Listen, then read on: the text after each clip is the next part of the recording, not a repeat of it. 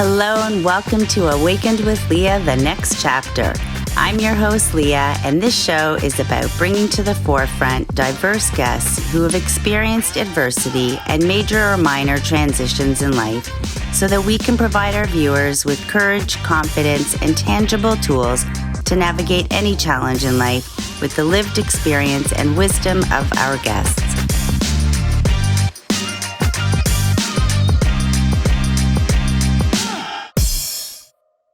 Hello and welcome to Awakened with Lea, the next chapter. Today I am honored to have Angie with us. Thank you, Angie, for being here. Thank you so much. I'm really honored that you've asked me to be a part of your show. I'm so happy to be here. Thank you. Thank you. And to all our viewers. So Angie is the founder of Shell to Shine, a relationship and empowerment coach and host of the TV show called Shell to Shine.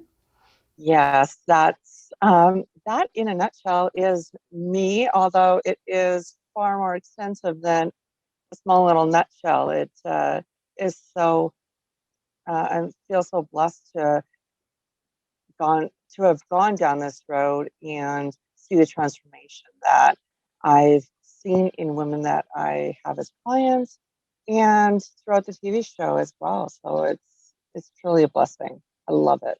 It's very inspiring and empowering to see it firsthand as a coach. Yes. Absolutely. You know what? It's something that I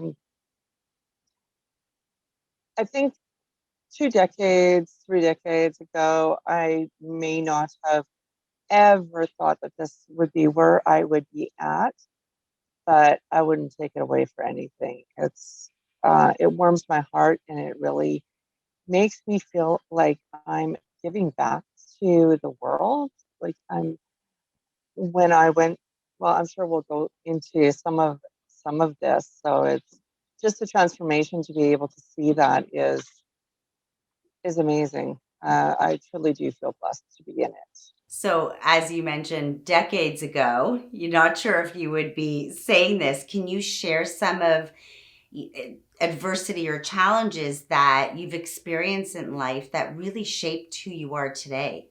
You know, it's interesting because you know what, you always think of things that you go through as, you know what, you compare yourself to other people. It's like, oh, well, so and so has gone through this, so and so has gone through so much more than what I've gone through, and they've uh, fared this way or that way. But you know what, we're each on our own journey for our own specific purpose. So mine started off as your typical family unit with mother and father. They're still together.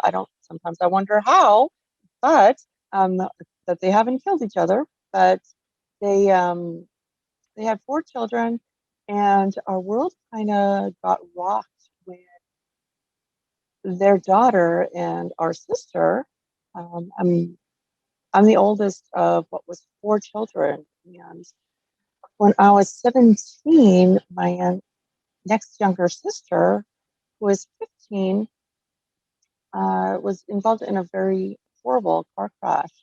And she lived through that. In fact, all 3 people in the vehicle lived, although you wouldn't be able to see that from seeing the vehicle. It's a horrendous vehicle accident in the winter here up in Canada. So behind a snow plow is not where you want to be up here in Canada. Um, it can be life changing and life ending.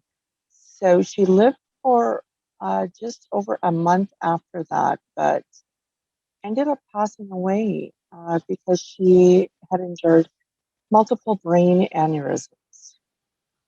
And that was this year actually marks 30 years. On March 31st will be 30 years since she passed. We often wonder what life would be like if she was here with us. And that was your You always first wonder.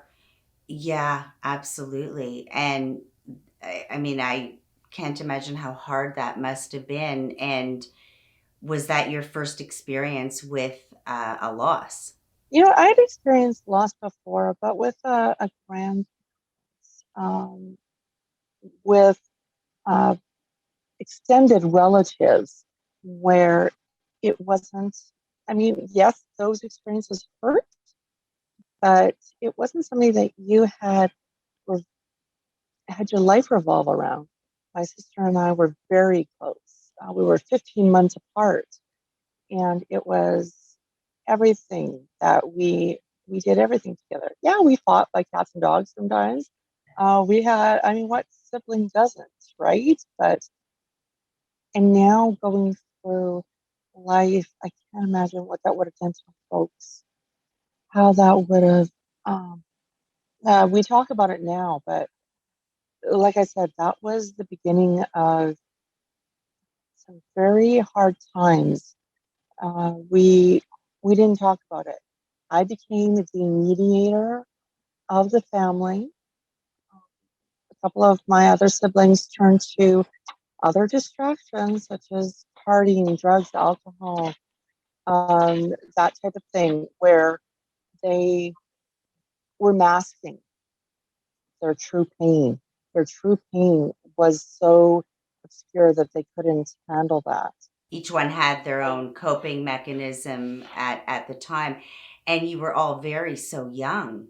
Mm-hmm. Yes, like I said, I was the oldest. My my sister who passed was 15. She was 15 months younger than I was. Then my brother, 7 years younger than I, and my sister being 9 years younger.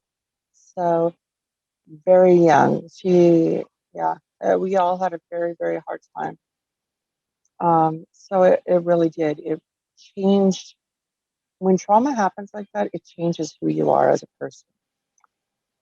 And that is tough enough to deal with on its own. But then I was sexually assaulted around the same time. And as you can imagine, that again shapes how you see relationships and it changes how you see the world. Because this person had said, nobody's going to believe you. And my mother, not knowing the effects and not knowing the conversation that this person had, of course, with me, had asked me, are you sure you weren't just fooling around? So that has stuck with me. I mean, I know this is not about blaming my mother. This is not about that because, she had just gone through a heart-wrenching loss of her daughter. And how do you react to your other daughter coming to you with this kind of news? And sometimes when you don't know how to react to something, you say something that you just are not thinking really clearly on. So those words rang true um, for me because this person had said those basically that same thing. And so it began to form what I thought a relationship was supposed to be like. Beginning stages of what you saw as normal and didn't know Mm-hmm. any different. At which stage was it after the death of your sister, or afterwards, where you started to cope by minimizing the minimizing how deeply affected and traumatized you were, and that your emotions and your story was just as uh, relevant as anybody else's story, no matter how severe or not severe? Oh, that didn't come for quite some time yet. Because I got married young. I was 19, and of course, I pushed stuff down because the partner that I became involved with, when I would talk about my sister, because as you talk about things, you realize that you heal from them. But his response was, "Well, are you trying to make me sad? So again, that became the, okay, so we can't talk about this. So let's just push that down. We can't, it was, he had some anger issues. So I didn't think, like when I told him about the sexual assault, he's like, it's probably better that you don't mention his name to me because I'll want to go out and beat the crap out of him. So I was like, okay, we'll push that down. So it sounds like you didn't have any safe space to express what was going on with you, how you were feeling. No. So all of it got pushed down. And you know what happens when you don't deal with stuff? Well, it bubbles up in other areas, right? And I started losing more and more and more of myself.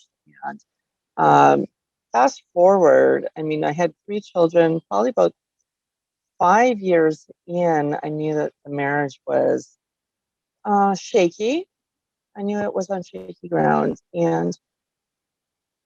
But it took me a long time to get to that point to cut the tie.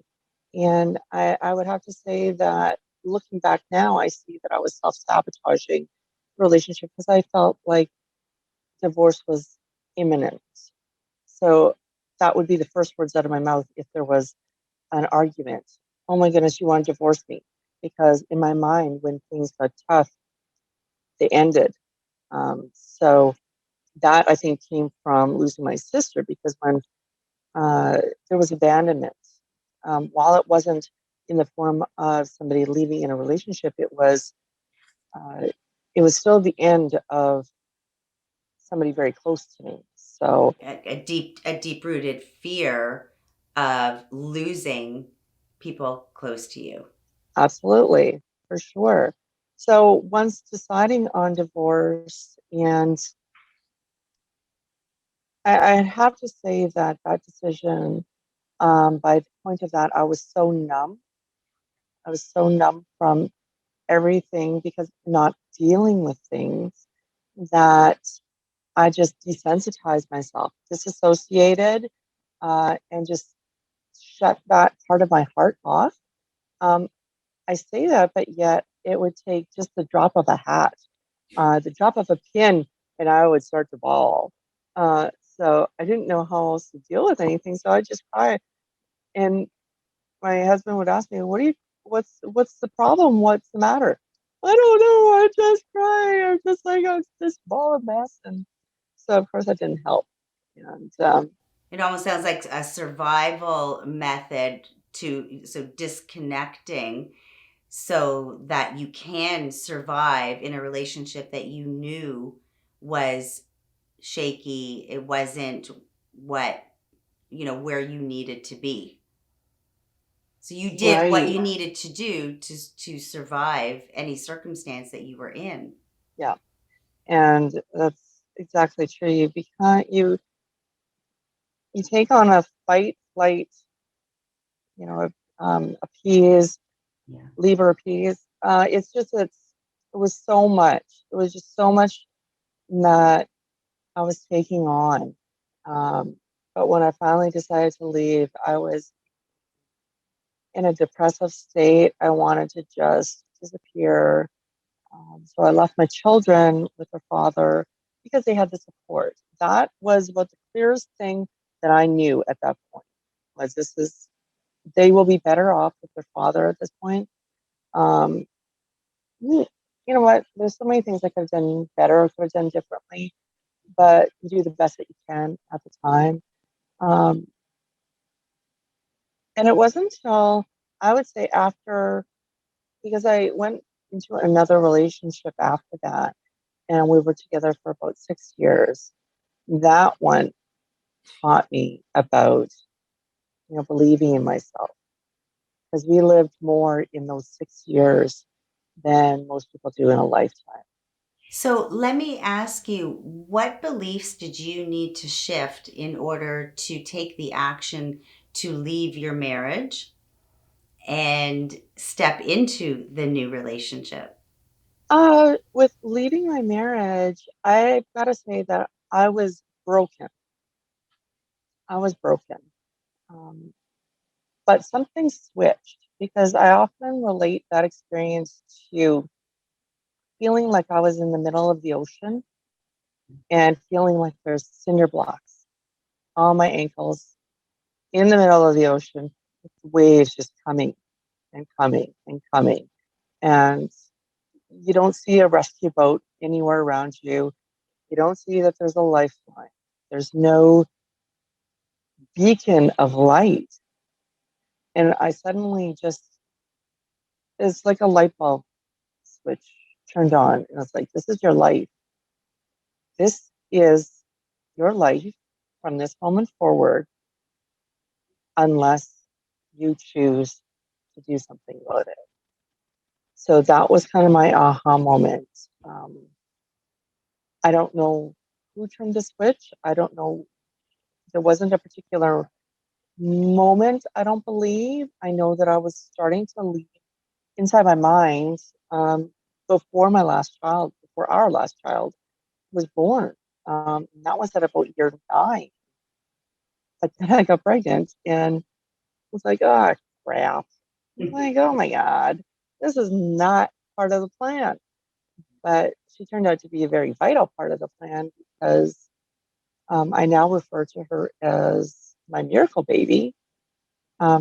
Because if I had not had her, I had an extreme amount of pain in my first trimester with her. And I found out by an early ultrasound that it was because there was a large cyst on my one ovary. It was the size of a grapefruit, they had said. So what they had said is through pregnancy, the hormones disintegrate whatever the cyst is made of. So had I not been pregnant, this cyst, about like that big, could have burst at any time. And it would have been a ticking time bomb.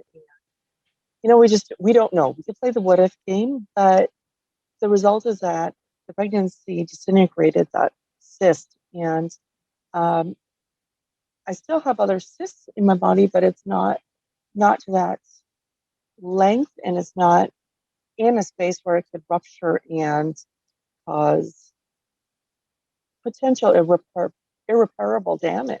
So, But that's a good reminder that in many circumstances, we don't know why certain things are occurring, but always having this faith that things have a purpose. And we may not see that purpose in the moment, but just trust in the process of events that occur in our life. oh, that's so true. So true, because there's also a saying that, when you go through divorce, you go through certain things, you question why. You have that looming question of, why did this happen to me? Why? And the fact is that God or universe or whatever has heard conversations that you haven't.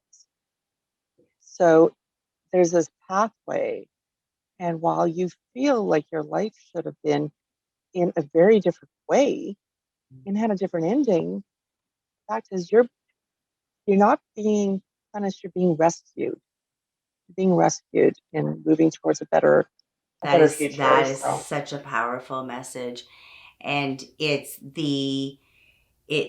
actually an opportunity to change the narrative of when we do ask why, that our intention is not coming from a why is this happening to me, but why is this happening for me, and digging a little deeper into why this could potentially be occurring.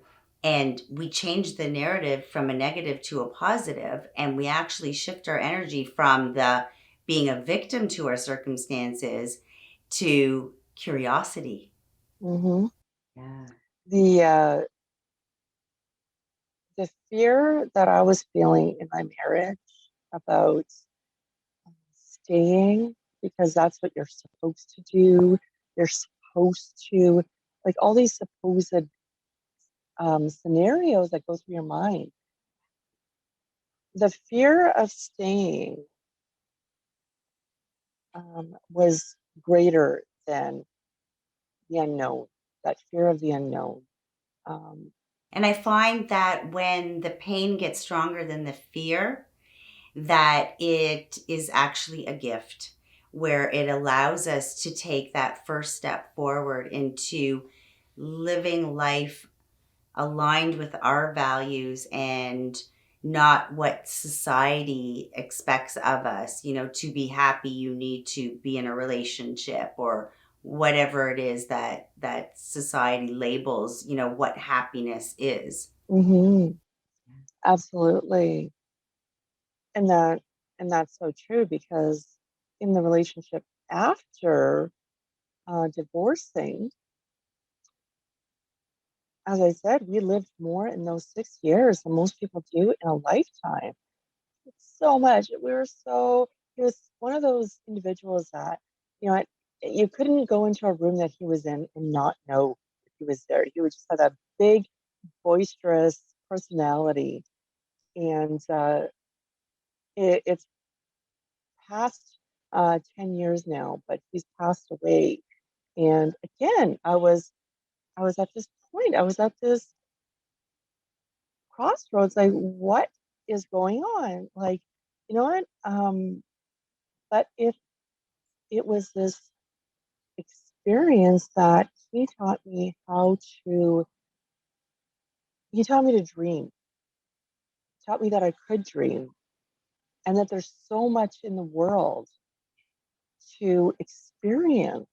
So that was the beginning of my love of travel and getting to see. He still says, or he still said rather, that when he saw my eyes light up on our first trip, because our first trip was to Puerto Vallarta, no, sorry, my mistake, Punta Cana, Dominican, and seeing outside the window the different colors of the water. He said that made the trip for him because seeing the excitement, knowing that that was my first experience, was you couldn't match that. So A it deep was, appreciation yeah. for the simple things. So, Mhm. although you experienced the divorce, I'd like people to see the positive from leaving a relationship that's not healthy and moving into the healthy, version of ourselves. So, what would you say that you learned about yourself going through the divorce that you Mm. brought into your new relationship? Oh my goodness. You know what? Uh, I never regretted, and it sounds so crass, I never regretted leaving my husband, ever. I regretted leaving the children, but what I learned who I never wanted to become. I saw the bitterness, and um, the I saw exactly who I never wanted to become. I vowed with all that I was and all that I am today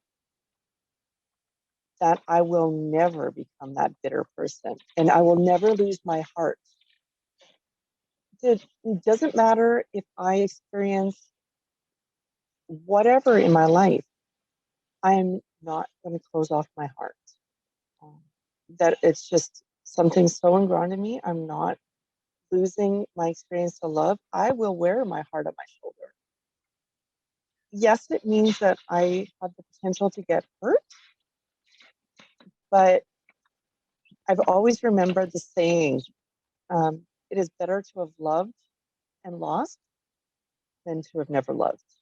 Oh yeah, absolutely.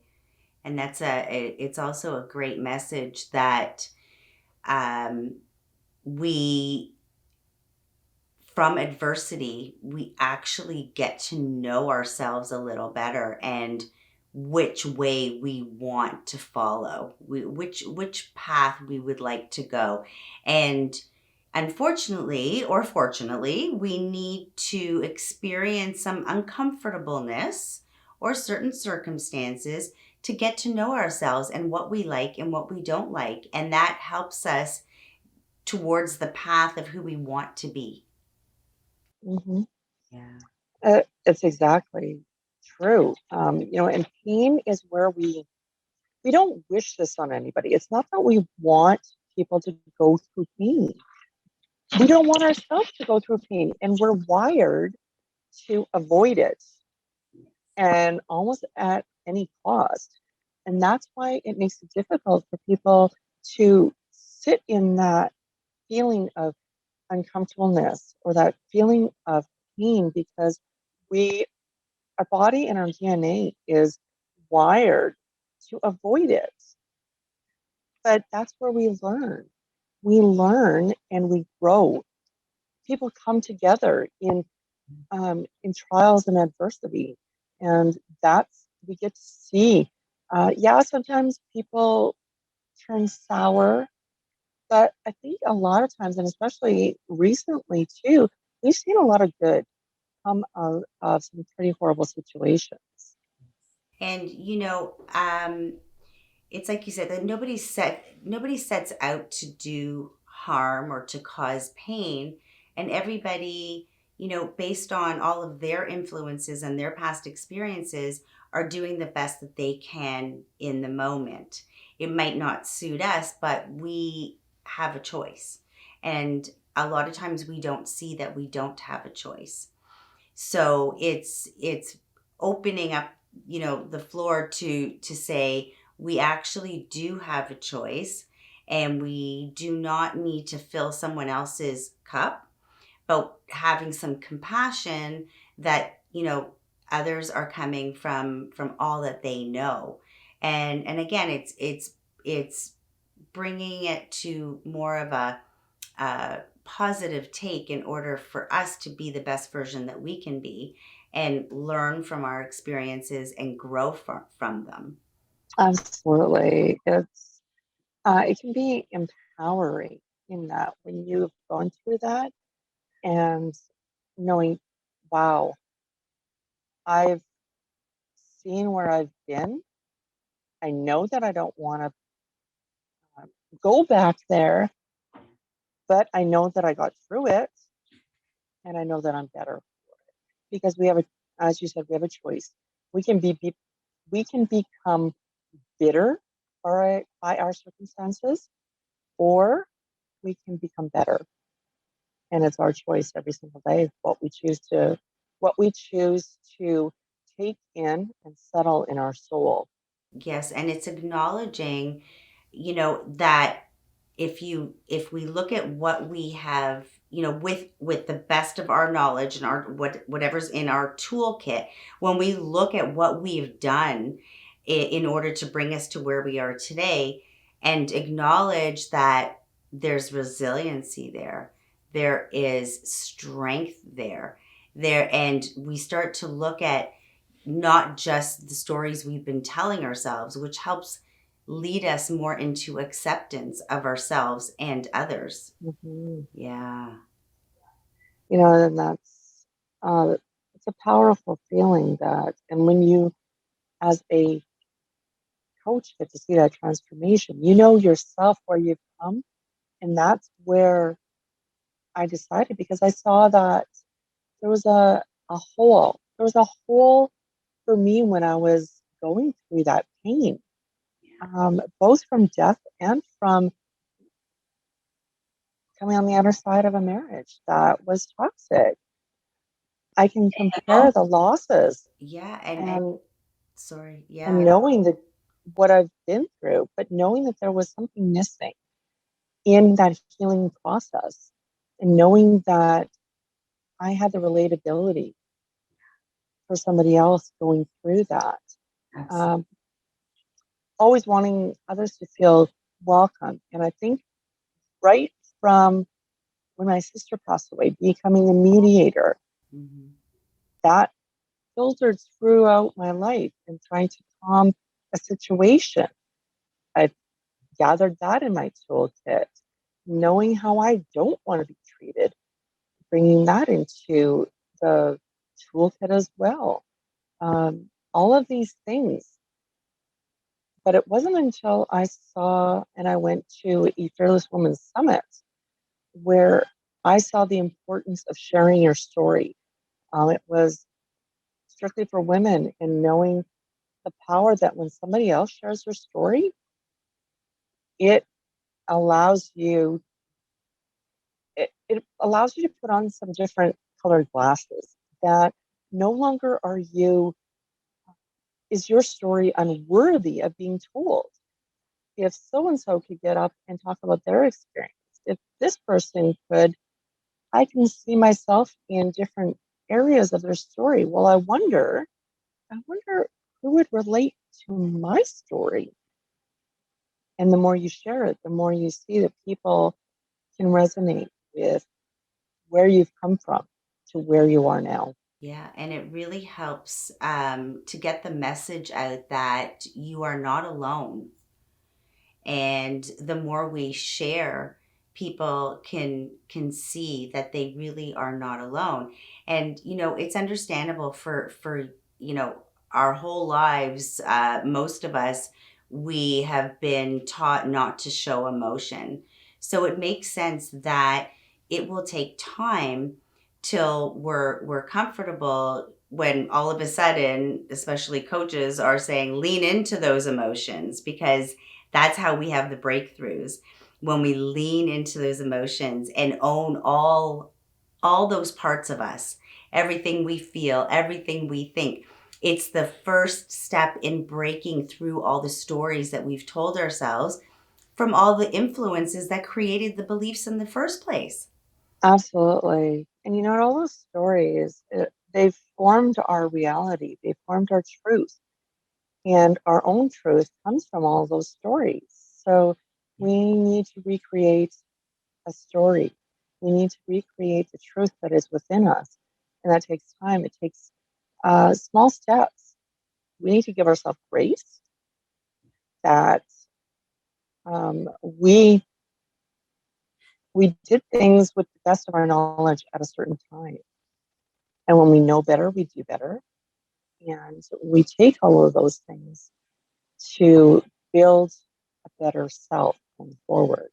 And so that we can fulfill our purpose here on earth and going forward. So it's important to dig into those feelings, to dig deep into that uncomfortableness, that when you dig into the earth and it gets underneath your fingernails and it's all gross and yucky, and you probably cut into a worm or two, or whatever, maybe hit a rock.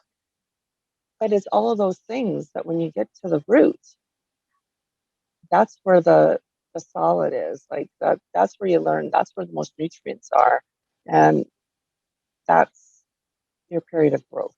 So that if you don't have any roots, the top end is not going to be as strong and be able to weather the storm. So gotta work with the lower part first, and the base. Yeah, building the foundation. And a great place to start is with self-compassion. So self-compassion of that, we did do the best that we could do with what we had. And once we receive the support or reach out for support, we can create some awareness of, deciphering between the truth and the truth that we have believed for years. And then we walk into the acceptance piece, where we start to get rid of all those stories that we've been telling ourselves for years. And it is just the most freeing place to be.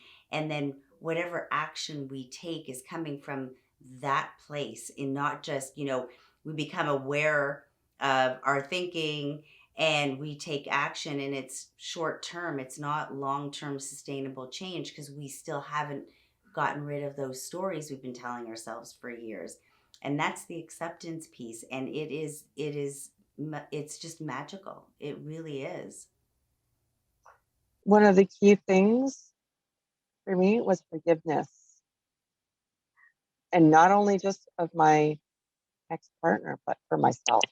That was the key, because I carried a lot of guilt, a lot of self-judgment, and when, and sometimes I need to remind myself of that because those little feelings pop up. The little voice inside of my ear starts to whisper. Which is natural. The question is, how long do we stay in those negative thoughts and not so lovely feelings? And that's part of healing, where the reality is that they do still pop up, but we don't stay in it when we've experienced acceptance of ourselves, of others, and forgiveness, like you're saying. And forgiveness is not excusing someone's behavior. Mm-mm. No, and you started the conversation about forgiveness. So I'll let you sort of go with that one. It's true because it doesn't mean that their behavior was okay. It means that that's the point of letting it go. That's the point where, and I've created a little term for myself, just to bring light to other people when I share this, is that I've learned how to elseify the situation from frozen. So when you elseify it, you let it go. So that's what forgiveness does, because otherwise you are pouring way too much energy into that negative space. You're taking your power back by forgiving that person and forgiving yourself and stepping into freedom. So you're moving from a negative space into a positive. It doesn't mean that you are by any way condoning that behavior, whether it was them or you or a combination of both. It's that you're moving forward. Okay, I did such and such. I'm doing better now. They did such and such. I'm letting that go, and I'm no longer going to focus on that, but I'm going to move forward from And I think that's a very important point. And it brings me back to what we spoke about earlier about having choice. And it's nice to know that we do have choice. And sometimes we just don't see that choice because we just are caught up in anger and resentment, or completely giving our power away and allowing people to make decisions for us. And we just feel hopeless. But that's also a choice. it. And so part of the forgiveness and acceptance is, again, we're not excusing behavior of others. And we are having that self-compassion for, forgiveness for ourselves, that we did the best that we could do now, but we're becoming aware that, okay, so what do we want? Either we can remain a victim to our circumstances, we can sit in resentment and anger, or we can start slowly taking ownership for our thoughts and our emotions and our behaviors and raising the bar and slowly, but also allowing ourselves that space to unlearn the beliefs that we've had, um, understand fully what forgiveness and acceptance means, and giving ourselves the space to take one day at a time, meet ourselves where we're at in order to grow and blossom. It's not a destination because life is a journey. We are constantly learning and growing, and allowing ourselves that compassion and patience and tolerance with ourselves to be able to lead that way. Mm-hmm. Yeah. And that feeling of freedom is beautiful. And you can almost imagine it just with the feeling of all of that guilt, judgment, and just imagine like with each um, negative feeling, there's another wrap of chains around you, and it gets tighter with each negative feeling that you have. And when you start letting that go, it's like somebody's taking the the metal cutters and chopping off those chains. And you will feel lighter. You will feel like, oh, I can stretch now. Oh, I don't feel as I don't have as many headaches. I don't feel this constant feeling of, this weight, this dark cloud over me. And slowly you begin to see things like it's like after a storm where those clouds begin to, move apart and the sunshine comes in, the nice fresh smell comes in. It's a shift in your perspective. So instead of being tuned into the negative frequency, you've turned that dial even just a smidge so that you're turning into a new radio wave of listening to more positive vibrations where you're hearing things differently. Somebody could say the exact same thing, but it sounds different. So that's the part of the lesson there is just to shift your frequency. It's like the old lenses are being taken off and you are open to see different perspectives. And we start to change that dial and be more in a positive energy as opposed to an energy that is literally sucking all the energy out of us.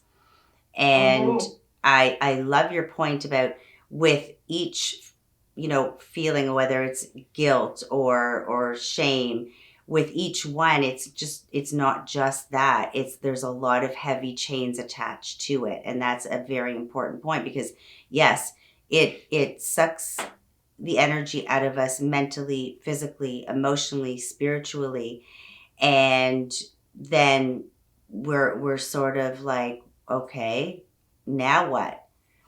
And when we can take, you know, uh, those lenses off, allowing ourselves to just give it a chance to see a different perspective, that's what it ends up feeling like: energized, excited, motivated, calm, peace, joy.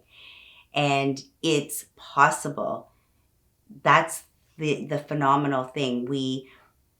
A lot of us think that there's no hope for us because I've been like this for years, but that is the furthest thing from the truth. And by you coming and sharing your experience, it's a message to everyone to say, there's no age limit, there's no time limit. That's just non existent. It's when we're ready and willing to allow it to come into our being. Mm-hmm. Yeah. It's so true because when you could have two people that have experienced similar paths, but one has allowed themselves to succumb to the bitterness and the victim of their circumstance. But then you have somebody else that, and some people could say that, and I've heard it myself. Wow, I don't know how you stay so positive through everything that you've been through. And it's like, you know what? That's when they say you never know how strong you are until you have no choice. I'd like to amend that. You never know how strong you are until you choose. Oh, I love that. That is powerful. I love that. Can you say that again? You never know how strong you are until you choose. Wow. That is You use your powerful. choice. Yeah. No, that's a very important message. Absolutely. It's you know, again, it's really just changing the perspective. And that's what you just did. You just changed that sentence to give another perspective to allow greatness to come into ourselves. And that's what it's about. And that's what we're trying to have as many people experience, that with one shift of a belief. It helps us move into action that is aligned with how we want to show up in the world. Yeah. Yeah, Absolutely. Uh, So, what would you say is the most significant lesson that you learned, and what message can you share with us amongst all the wonderful messages that you did share with us? But based on the most significant lesson that you learned. the most significant lesson is I love my Disney analogies, and so I'll bring it right back. Um, it's like the Finding Nemo. It just keeps swimming, no matter what. Just don't stop. You know what? You can get sucked into the vortex of the negativity in life in the world because we know that social media loves to do that. It will drown us. It's whether you choose to stay in it. So just keep going no matter what, and don't let anybody else say otherwise. Stay in your stubbornness and keep going. Yeah, I that's a fantastic message. And it, just a reminder that we are all human, and we don't need to show up happy all the time for others. It's really embracing how we feel in the moment, acknowledging it, doing what you need to do in order to bring you back to that higher frequency of energy. And it could just be lying down and closing your eyes for a few minutes and allowing yourself, that you are human, and there are going to be good days, and there are going to be not so great days, but the not so great days are going to be less and less and less as we learn and grow. Absolutely. Wow, those honestly, those were fantastic messages that were very clear and concise. And I love your analogies because it's very easy to relate to them when you explain it that way. So I really appreciate it, and I'm sure our viewers appreciate it. And that is all the time we have today. But I really want to thank you for your courage and all your wisdom coming here and sharing your personal experiences. And I can't imagine how hard um, that must have been for you. And to be able to sit here today and inspire and empower others is something I'm very grateful for. So thank you very much. And I look forward to having you on the show again. Thank you so much. I really appreciate it. It's truly an honor and a pleasure to be here and share this time with you. Thank you. Thank you. And to all my viewers, thank you so much for tuning in. And I look forward to sharing this space again with you next time.